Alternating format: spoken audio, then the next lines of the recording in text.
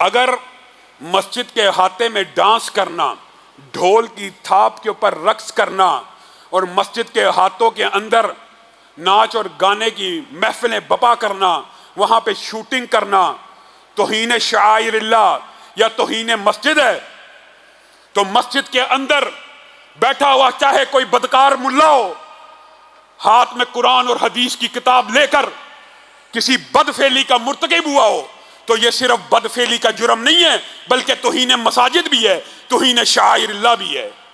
ہم یہ بات علی اعلان کہتے ہیں، اس طرح کے بد کردار اور بدکار ملاؤں، ٹیچروں، استادوں، کسی بھی شعبے کے اندر ہوں، اس فعل شنی کو برپا کرنے والے، اس فعل شنی کا ارتکاب کرنے والے، ان کو شرعی سزا دی جائے۔ اور بعض لوگ یہ سمجھتے ہیں کہ اس عمل کی شرعی سزا یہ نہیں ہے، اور میرے بھائیوں غور کرو، اس عمل کی شرعی سزا تو اللہ تعالیٰ نے قرآن پاک میں قوم لوط کو دی، آسمان سے پتھروں کی بارش کر دی۔ آج ہم کہتے ہیں کہ ان کو سنسار کر دیا جائے، سٹوننگ ٹل ڈیتھ، اس وقت تک پتھر مارے جائیں جب تک مر نہیں جاتے۔ یہ کہتے ہیں یہ مولوی بڑی سخت سزاؤں کی بات کرتے ہیں، ان کی سزا تو قرآن پاک میں اللہ نے بیان کر دی ہے، اور حضرت علی اجماع امت ہے۔ حضرت علی نے پہاڑوں پر لے جا کے ایسے عمل کو کرنے والوں کو پہاڑوں سے گرا دیا تھا۔ حضرت ابو بکر نے کیا کام کیا تھا، حضرت علی نے کیا کام کیا تھا، ان کے بارے میں 3 سزائیں صحیح سندوں سے ملتی ہیں۔ ایک تو پتھروں کے ساتھ سنسار کرنا، دوسرا پہاڑوں سے گرا دینا، تیسرا ان کو زندہ جلا دینا۔ زندہ جلانے کی سزا بھی شریعت میں ثابت ہے۔ یہ اتنا کبیر جرم ہے، کیوں جرم ہے اتنا کبیر؟ آپ نے کبھی غور کیا ہے؟ پاکیزہ پوتر بیوی اور خامند بھی ہوں، پاکیزہ اللہ کے کلمات کے ذریعے ایک بندھن میں بندھے ہوں، پاکیزہ بندھن میں، اس بندھن کے اندر بھی اس عمل کی اجازت نہیں ہے۔ ہم آج کس معاشرے میں زندہ ہیں؟ ہم اپنی بیٹیوں، بیویوں، بہنوں کو پردہ کروا کر کسی حد تک ان جنسی درندوں سے تو بچا لیں، بچوں کا کیا کریں؟ کیا بچے بھی نقاب لے کے نکلیں؟ یہ معاشرہ کس سمت کی طرف جا رہا ہے کہ بچوں کے اوپر بھی یہ جنسی درندے حملہ کرتے ہیں؟ اور میں یہ کہنے میں حق بجانب ہوں کہ اس کے اندر مدرسے کے اگر کوئی بندہ شامل ہے تو ٹھیک ہے، ہم اقرار کرتے ہیں، اس کو بھی مینار پاکستان کے اوپر سزا دو، لیکن اس فعل کو معاشرے میں پروموٹ کرنے کے اندر آپ کا کردار ہے، آپ شامل ہیں۔ حسین خان والا میں 400 بچوں نے شکایت کی حسین خان والا میں۔ آپ کو پتا ہوگا پچھلے گزشتہ چند سال پہلا واقعہ ہے کہ ہمارے ساتھ گندی فلمیں بنائی جاتی ہیں اور ہمارے ساتھ یہ کام ہوتے ہیں۔ وہ ملزم اتنے بااثر ہیں، آج بھی آزاد ہیں، ان میں سے کوئی ایک نہیں پکڑا گیا۔ آپ اس عمل کو کتنا لائٹ لیتے ہیں اور آپ یہ سمجھتے ہیں، اور میں آپ کو بھی یہ بات نصیحت کرنا چاہتا ہوں، میرے بھائیوں، میری بہنوں، میری بیٹیوں، اپنے بچے کی اس انداز میں تربیت کرو کہ اس کو گڈ اور بیڈ ٹچ کا پتہ ہو۔ کیا مطلب؟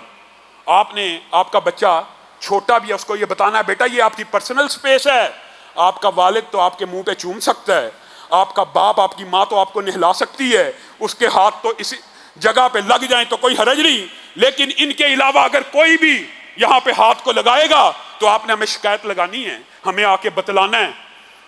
اور میں مدارس کی انتظامیہ اور احباب سے بھی یہ بات کہنا چاہتا ہوں، جن مسجدوں کے اندر بورڈنگ کا انتظام ہوتا ہے، ہاسٹل ہوتے ہیں، پہلی بات تو یہ ہے ہاسٹل سے اجتناب کرنا چاہیے، لیکن جہاں پہ مجبوری ہے، طالب علم آتے ہیں تو استاد کا کوئی کام نہیں، کلاس کے بعد وہ جہاں پہ بچے رہ رہے ہیں اس جگہ کے اندر آئے، استاد کا کام ہے کلاس میں پڑھائے، استاد پڑھانے کے لیے ہے، یہ نہیں کہ جب چھٹی ہو جائے یا شام ہو جائے تو وہ بچے جہاں پہ رہ رہے ہیں وہاں پہ داخل ہو جائے۔ کس وجہ سے؟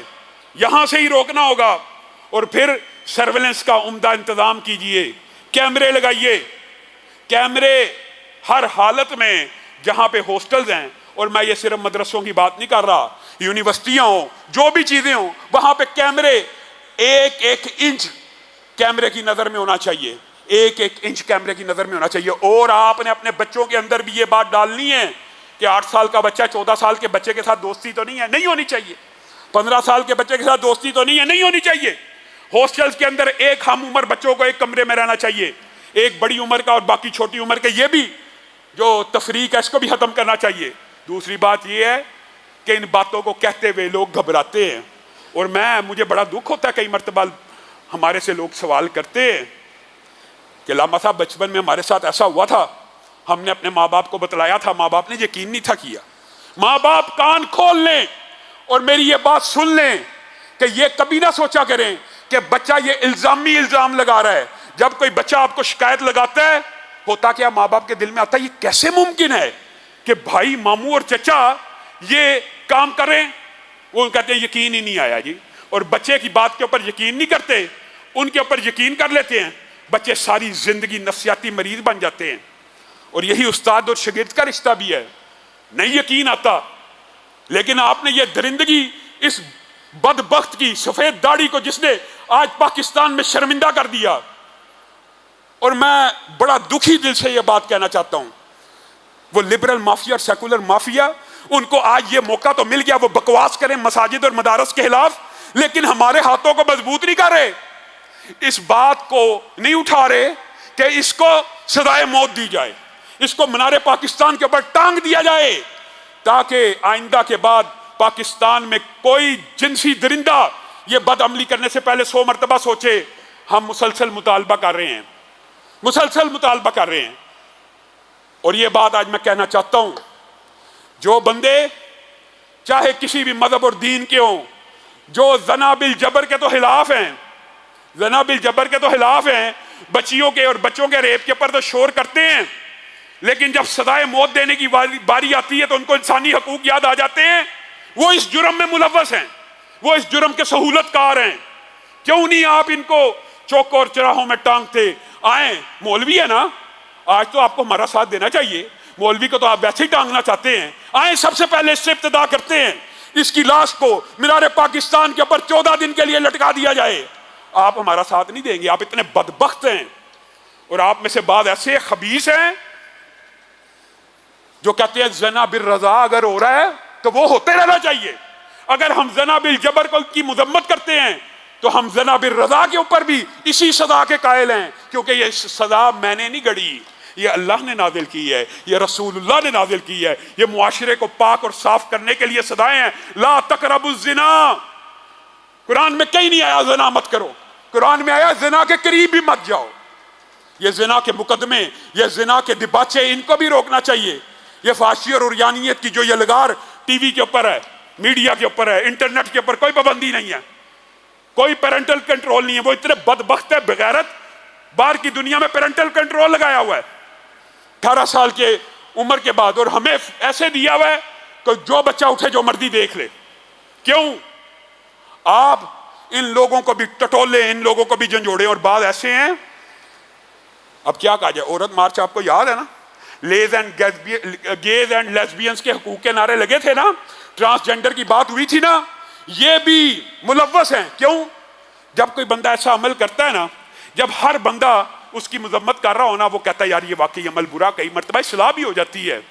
لیکن جب کوئی بندہ اس عمل کا شکار ہو جاتا ہے, اس بد عملی کا شکار ہو جاتا ہے, اور بعض نعرے لگانے والے یہ کہیں کہ گےازم اور لیسبینزم بھی انسانی فطرت کے مطابق ہے, تو پھر ان کے دل میں یہ بات آ جاتی ہے, اچھا یہ کوئی اتنے چمبے کی بات نہیں ہے, یہ کوئی اتنی بری بات نہیں ہے.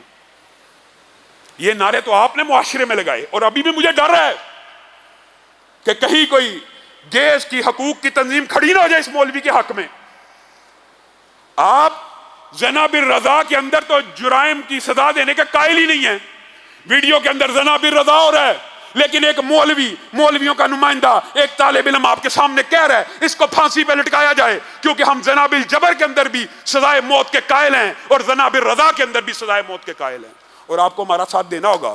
اگر آپ نے معاشرے کے اندر سے یہ بدکاری, یہ عریانی اور یہ فحاشی ختم کرنی ہے, تو آپ کو بالآخر اسی بات پہ آنا ہوگا کہ اس طرح کے درندوں کو عبرتناک سزائیں دی جائیں.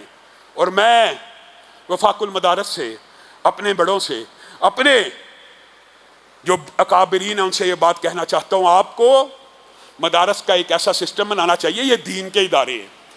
آپ یہ کہہ کے بری نہیں ہو سکتے کہ یونیورسٹیوں میں بھی ہوتا ہے, یونیورسٹیوں میں ہوتا تو ہوتا رہے, جائے جہنم میں. یہ دین کے ادارے اللہ رسول کی بات سکھانے کے لیے ہیں, یہاں پہ نہیں ہو سکتا اور نہیں ہونا چاہیے. یہ زیادہ بڑی ذمہ داری ہے.